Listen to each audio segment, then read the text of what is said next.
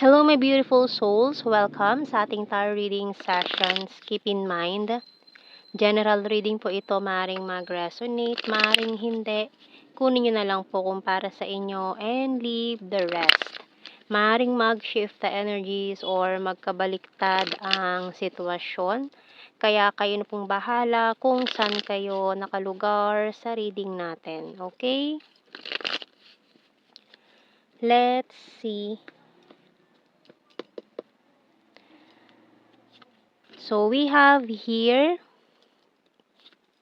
the Fool, the World card, and the Nine of Swords, the Emperor, the Ace of Swords, Five of Wands, Ten of Cups, and the High Priest. So yung bottom card natin dito is the Seven of Pentacles. So meron tayong strong energy dito ng Aries and Taurus. Okay. So maaaring itong energy na to na someone na parang matagal ka na niyang hinihintay or pwedeng matagal mo na siyang hinihintay or matagal ka na niyang hinihintay na to have this conversation. So mukhang matagal na kayong hindi nag-uusap nitong taon to. Ano na lang kayo bigla, parang nagdedmahan na lang kayo, hindi na kayo nag-uusap, bigla kayo nag-iwasan, no, nitong taong ito. So, tingnan natin.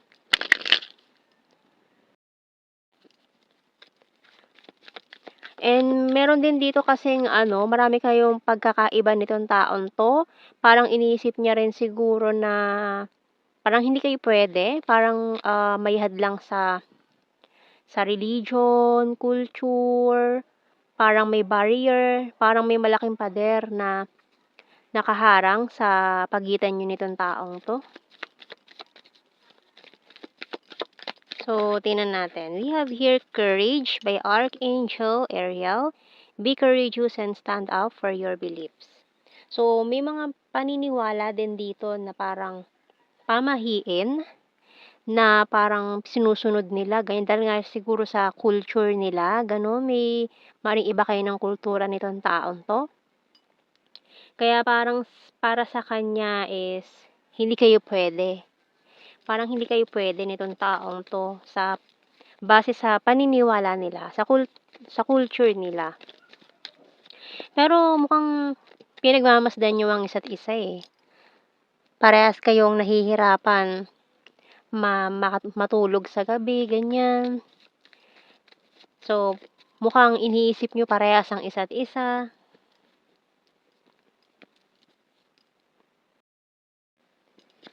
So, hindi lang ikaw ang nahihirapan, parehas kayo.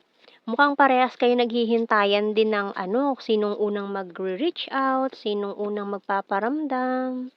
So, we have here the Deep Well, Healing Crystal, Ring, Clover, Coffee, and Candle. Bottom card is Perfume.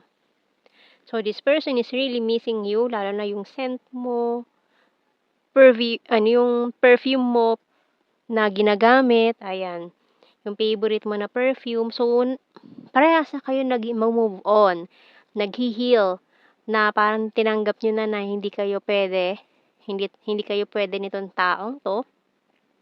Pero hindi nyo pa rin nakakalimutan ang isa't isa or yung past. Kasi ang lalim ng kumbaga ang lalim na naging ugnayan nyo nitong taon to, tapos biglang ganun, 'di ba? So parang pinilit na lang ibaon sa limot, kalimutan, pero minumulto pa rin kayo ng past, ng kung ano man tong naging connection nyo. Kasi parang parang yung mga kaluluwa nyo nakatali eh.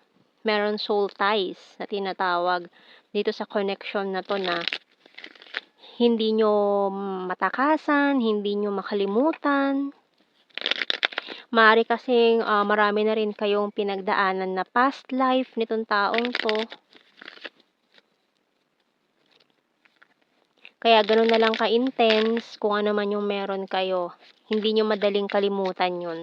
So, tingnan natin sa ating tarot messages, oracle cards.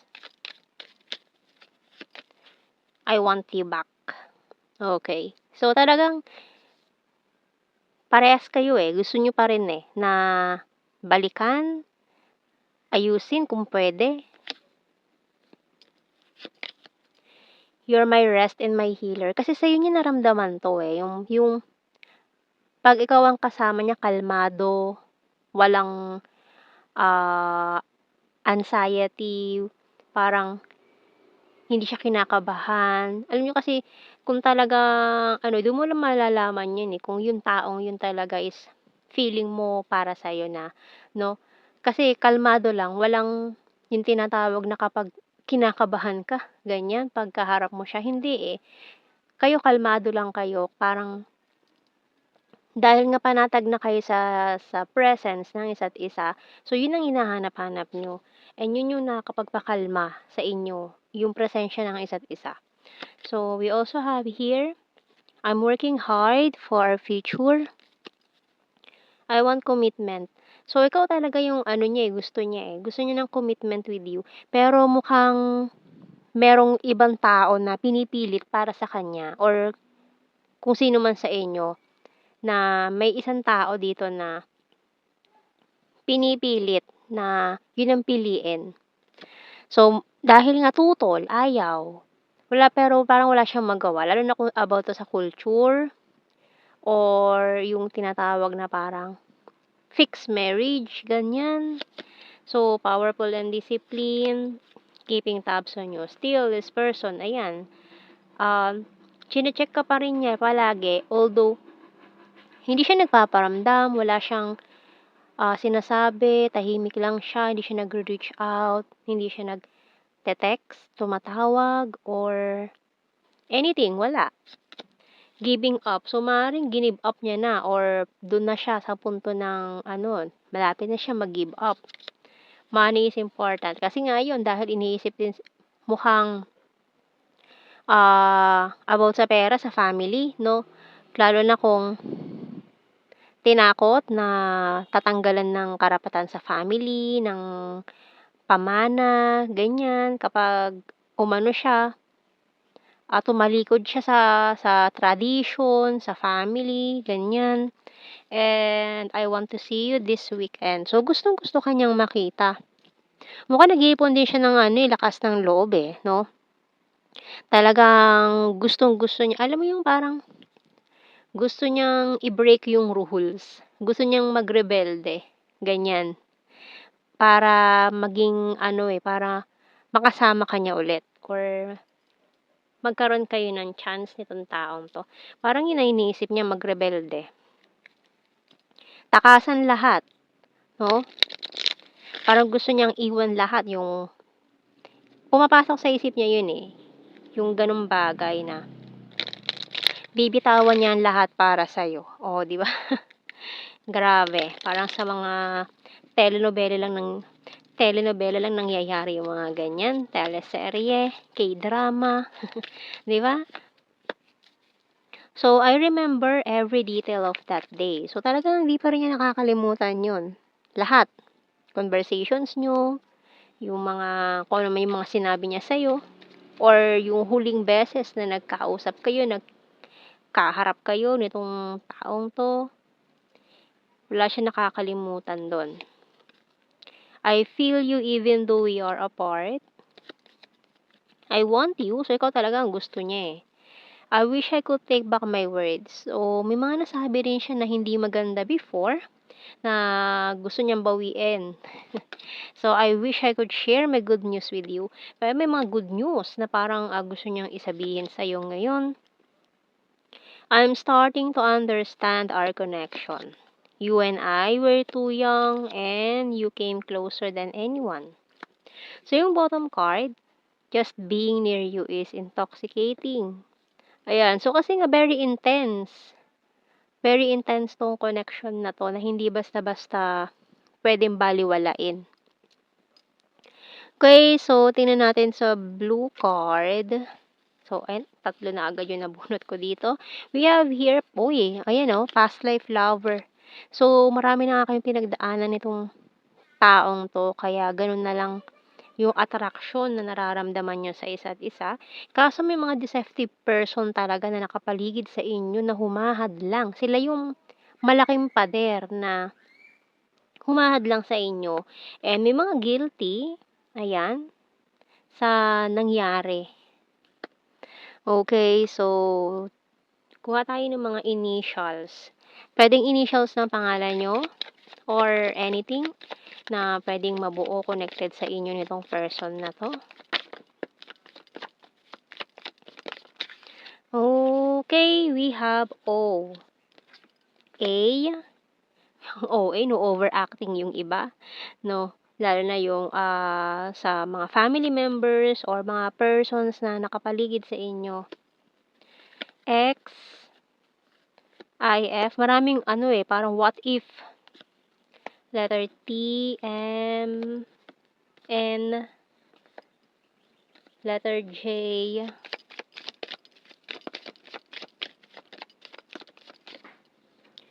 V, H, P, letter E, ang bottom card natin. So, tingnan natin sa general signs and messages. So, mga keywords na lang 'to, hindi na natin kailangan i-explain kasi alam niyo man na yung mga meaning nito, okay? So, we have here, logical. So, yung iba parang nagpapaka-ano na lang, pinipili na lang nila magpaka-logical, ganyan. Pero wala, kumbaga parang mas nangingibabaw pa rin yung ano dito, yung puso. Kaya parang gusto niyang magrebelde, 'no? Gusto niyang parang tumakbo, ganyan, "Run away with me," ganyan, yung sinasabi niya dito. Na sasama ka ba sa kanya kapag umalis siya, tumakas siya, tumakbo siya, ganyan. At iwan niyo na lahat, magtanan na kayong dalawa, gano'n.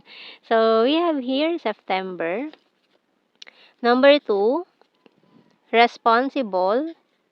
Pero siguro din kasi itong taong 'to malaki ang responsibility niya sa family, talagang mabigat yung nakaatang sa kanyang responsibilidad. Kaya parang nahihirapan talaga siya. We have here quiet person. Wands is fire sign, Aries, Leo, Sag, very lucky, funny, and gorgeous, Taurus. October, green-minded. Coins is earth sign, Taurus, Virgo, Capricorn, skin tag, and city. So, gusto niya siguro magkita kayo sa city, mag-meet kayo, lalo na kung may pagka-long distance, meet me halfway, ganyan. So, yan ang ating reading, my beautiful souls. Thank you for watching. Take care, and ito pa pala may nakataob dito, okay. Ayan, habol. Ayan, so thank you for watching. Take care and God bless. See you in our next reading, guys. Bye-bye.